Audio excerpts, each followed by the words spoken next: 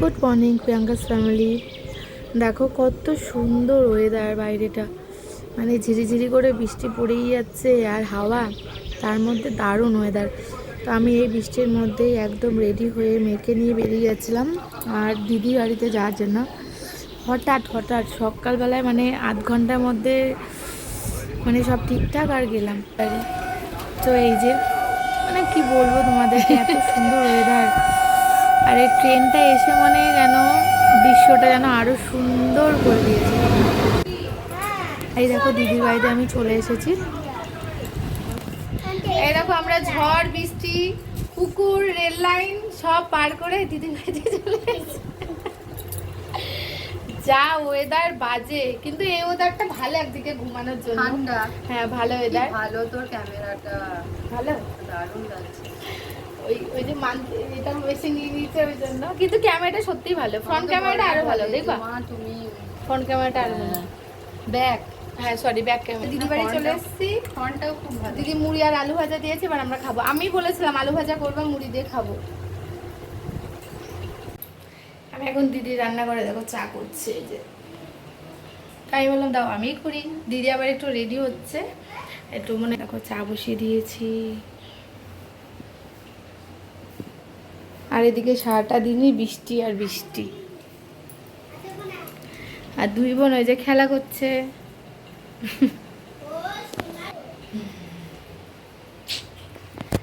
চা খাएगा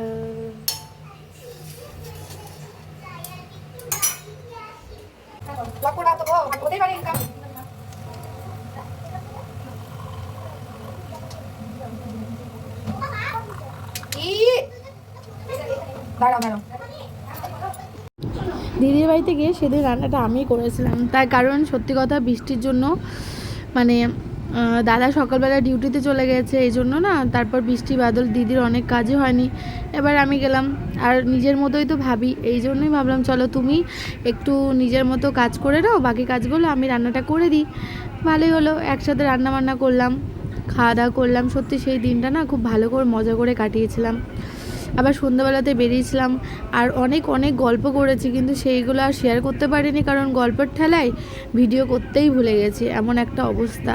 তারপরে এই দেখো দুপুরবেলায় সন্ধ্যাবেলায় রেডি হয়ে বেরিয়েছিলাম, কারণ আমার বড় 9 দিন পর প্রায় বাড়ি আসলো। ওই জন্য আমাকে বলেছিল তুমি দিদির বাড়িতে থেকো, আমি গিয়ে তোমাকে নিয়ে আসবো, নইলে আমি দুপুরে পরপরই চলে যেতাম। ও বললো যে না আমি একবারে তোমাকে নিয়ে যাব। তো ভাবলাম চলো অনেকক্ষণ থেকে বসেই আছি, একটু বেরোই। তখন বেরিয়েছি আমরা 7:30 পৌনে 8টা মতো বাজে। বেরিয়ে একটু ঘুরলাম, একটু ক্যাফেতে গেছিলাম। দেখো ফার্স্ট এই ক্যাফেতে গেছিলাম, তারপর আর ভালো লাগছিল না ওই জায়গাটা, পরিবেশটা চেঞ্জ করে আবার অন্য জায়গায় গেছিলাম।